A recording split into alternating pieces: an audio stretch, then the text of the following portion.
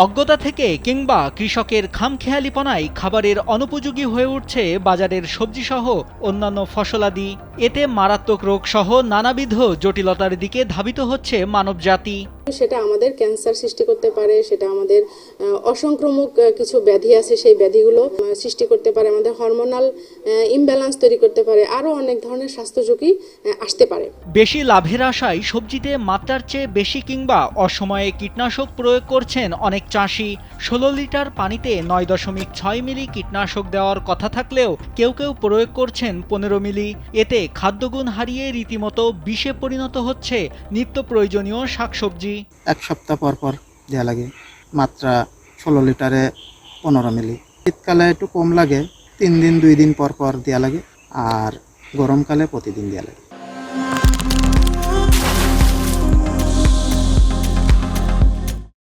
কীটনাশক প্রয়োগের অন্তত 14 দিন পর সবজি সংগ্রহের কথা থাকলেও 2-1 দিন পরই তা বাজারজাত করছেন অনেকে।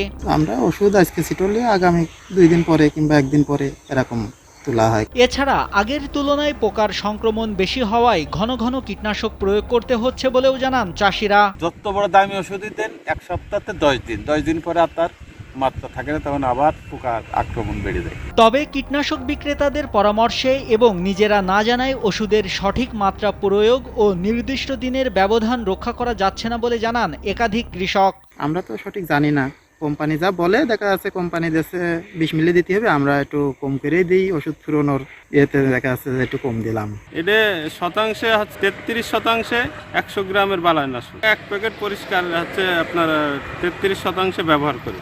এদিকে ওষুধের গায়ের লেখা ও কোম্পানির প্রতিনিধিদের কাছ থেকে শুনে চাষিদের পরামর্শ দিচ্ছেন কীটনাশক বিক্রেতারা। এটা কোম্পানি অফিসাররা এসে বলে, আর প্লাস প্রত্যেকটা ওষুধের আপনার মনে করেন যে বোতলে লেখা থাকে যে এরপরে কত লিটার পানিতে ওষুধটা ব্যবহার করতে হবে, প্রত্যেকটা ওষুধের গায়ে লেখা থাকে।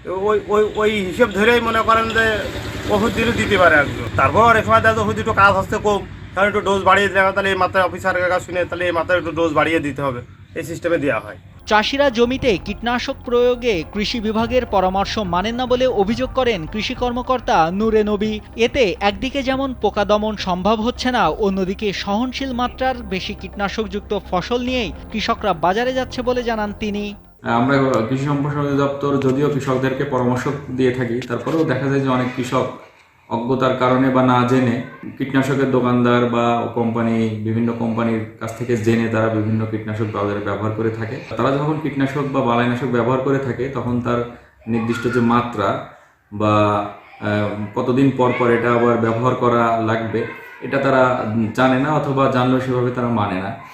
যার ফলে দেখা যায় যে একদিকে যেমন রোগবালাই দমন হয় না, সাথে সাথে আবার এই ডোজ না মানার কারণে যে কীটনাশকের উপর যে পোকামাকড়ের উপরে এটা স্প্রে করা হয় সেটা এর রেজিস্ট্যান্স গ্রো করে, ফলে ওই কীটনাশকে বা ওই বালাইনাশক বা ছত্রাকনাশকে এটা দমন হয় না।